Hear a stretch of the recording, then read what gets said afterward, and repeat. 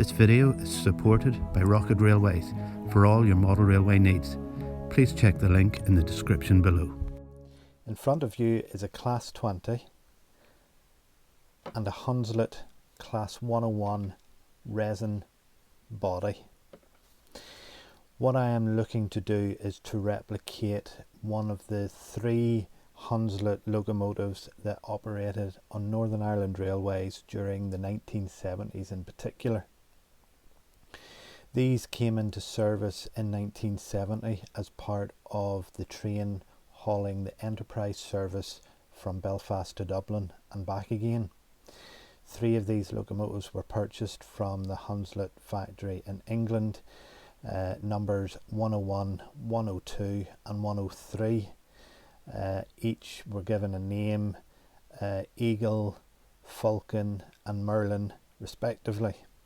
So what I'm looking to do is to model this particular locomotive into that of Eagle in its slightly later blue livery rather than the maroon livery that they were first released in.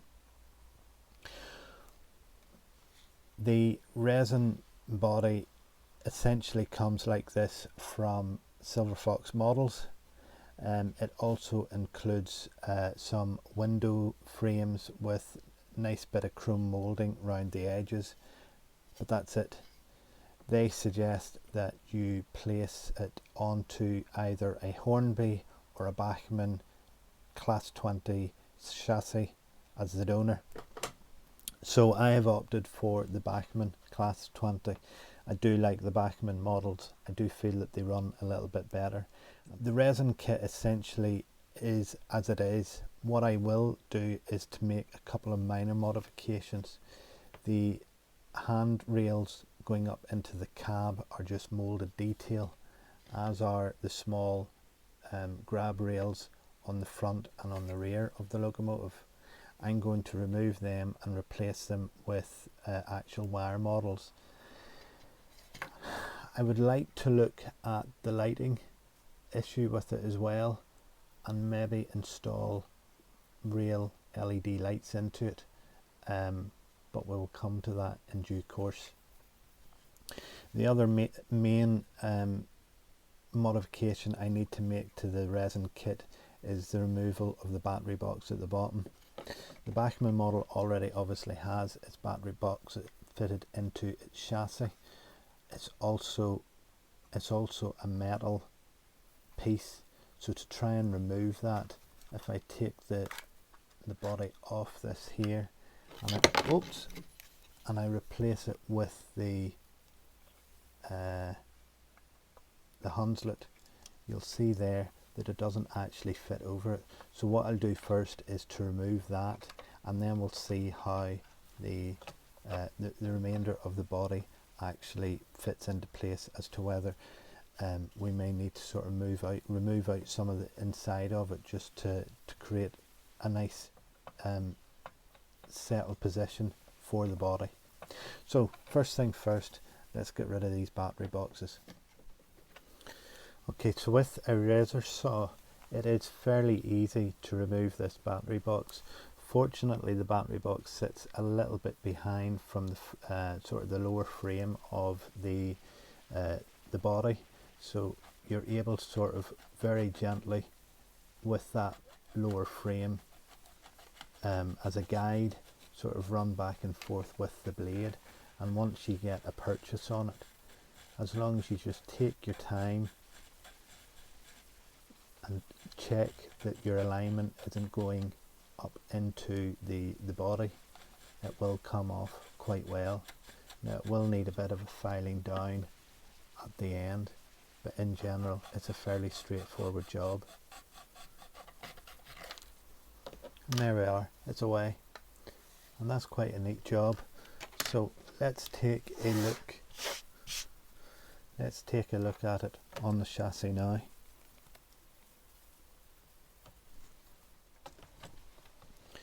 Okay, so it sits quite nicely on it, but it's obviously still sitting far too high, and what's preventing that is the slightly thicker moulding on the inside here where the axle boxes were, so I'll need to file this down here too. And what I'll do is I'll take a bit of a modeler's file and we'll slowly work away at that until we get it to a thinner consistency, and I'll just keep checking back on the chassis to make sure before to see how the fit goes. And we have success. If I just place that down on top,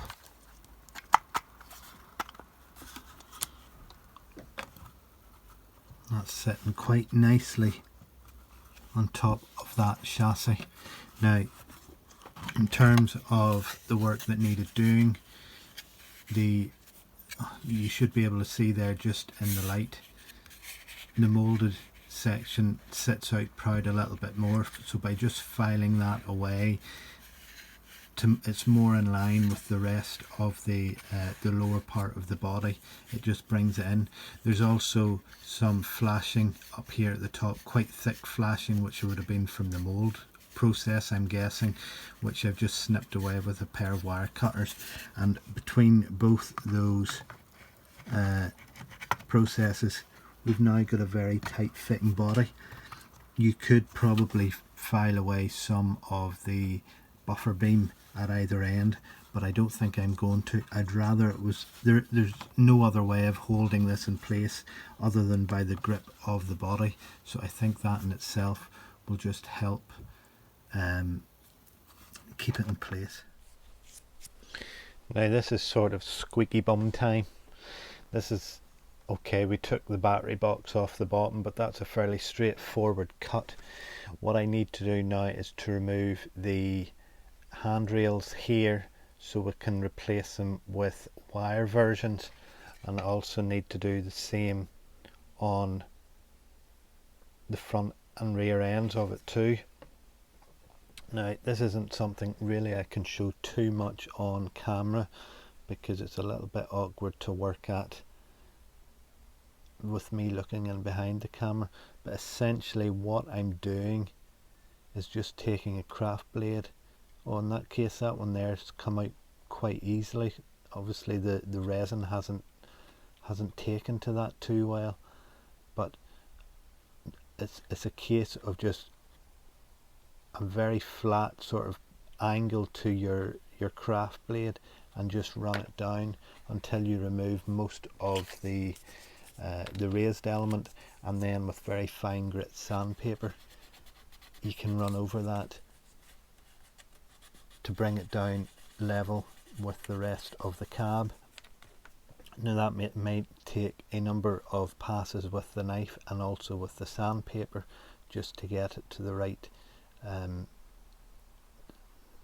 to get it to feel right, but it's very much a case of just slow, methodical filing in order that you don't go at it too excessively.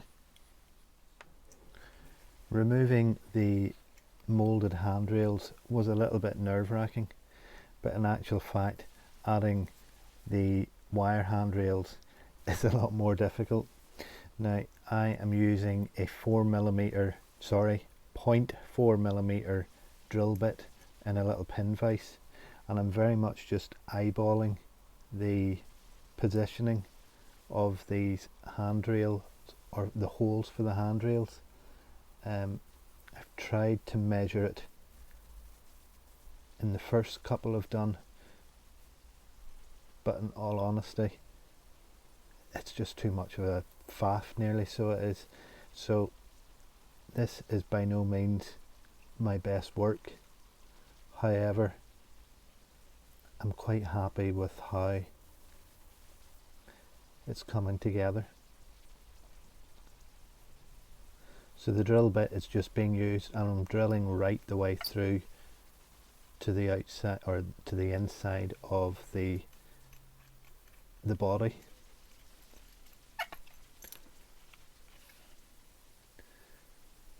And hopefully that's not too bad. And what I have is some 0.4mm steel wire, and with that I'm taking a pair of pliers clamping it in between and then just bending it around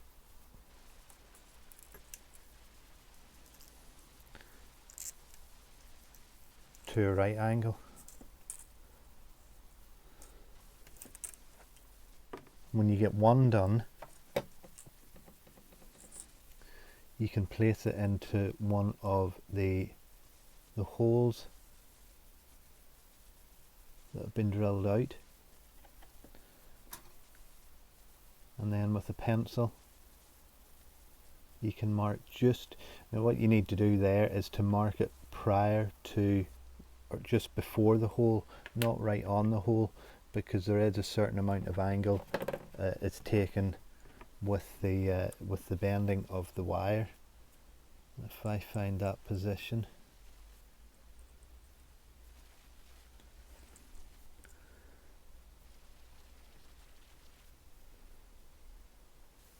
I can bend that into place too, and then with a pair of cutters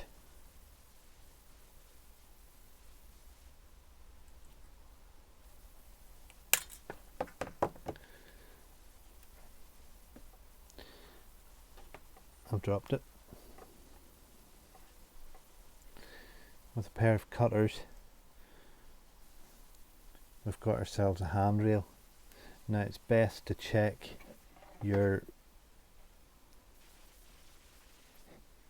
it's best to do a dry fit of the handrail first, just to make sure it has been cut to the right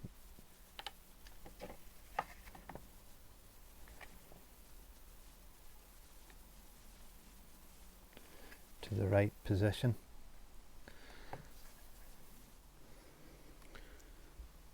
Handrails now fitted, and the grab rails at the front and the rear also. I'm really quite pleased actually with how these have turned out. Now this end here maybe just isn't as neat, and if I'm being honest, some of these handrails are maybe sitting a little bit short on one side, or maybe just a little bit too much of an angle, but to be honest I'm really quite happy with it, and I think it already makes the locomotive look an awful lot better. Now the final thing that can get done now prior to priming this, there's some light bits of flashing, particularly around the buffers and in around the windows insets too. So all I'm using for that will be some fine grade sandpaper, and I'm just going to lightly rub at these here until I feel that it's it's good enough to go to the priming stage. Now with regards to the priming and the painting, it was something I was going to do myself, but speaking with Eric over at Harefield Road, I had asked him about fitting lighting to this. The original rail locomotive has two little lights here and here, and then the one large sort of cyclops light at the top, and Eric has very kindly said he'll take a look at it and see what he can do for me and try and install lighting. And also off the back of that conversation, he has also offered to paint it for me. So this is the last we're going to see this in this current state. Whenever it comes back, hopefully it will have lighting and will be painted.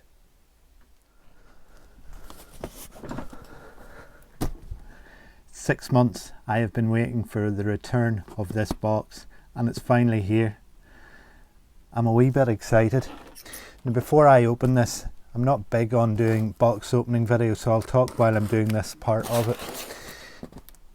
Before I show you the final look of this Hunslet, would you go over to Eric's channel, and I have posted the link in the description below, and Eric has done a very comprehensive look at to what he did to basically fit sound and the painting side of things. He did a fabulous job, but before it came back from Eric, I then sent it on to Tim over at the scrap line, because I did want to have this in a weathered state. Most of these Hunslets, whenever they appeared I say most of these Hunslet, there were only 3, but whenever the Hunslet did appear on the network, it was pretty tired looking for the majority of its life. So I did want to capture that, and Tim could do that perfectly. But please go over to Eric's channel and have a look. So let's get this out and see what it's all about.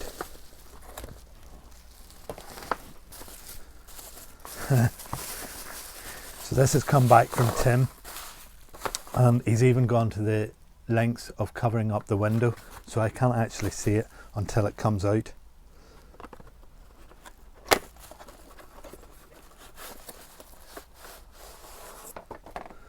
Right, here we go.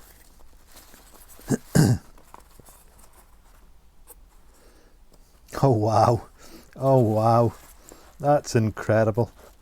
That just looks absolutely perfect. Let me get it out so we can show you as well. There we are. The Hunslet Black in all of its dirty, grimy glory. Amazing. Now, I had sent Tim a few pictures in which to take his inspiration from, and he really has captured it absolutely perfectly. And in terms of Eric's work as well, he's done a spot on job on it. The paint colouring looks absolutely perfect. His application of the window details again is excellent. That is just brilliant. Now, I think it's time I got this onto the track. It's been far too long.